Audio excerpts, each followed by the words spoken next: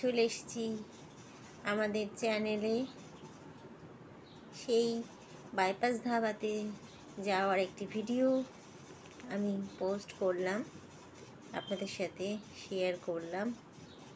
সেদিন ওকে, আমাদের ছেলেকে, ও শরীরটা সেরকম ভালো না বলে একটু ঘুরতে নিয়ে যাওয়ার জন্যই আমরা এখানে এসেছি।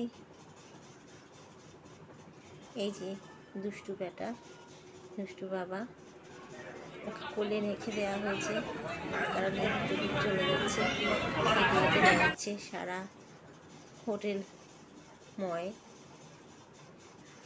এই যে দেখুন আপনারা, কাউকে তোয়াক্কা করছে না, সে নিজের মতো এদিক থেকে ওদিক, ওদিক থেকে এদিক করে বেড়াচ্ছে, ওকে রাখা যাচ্ছে না।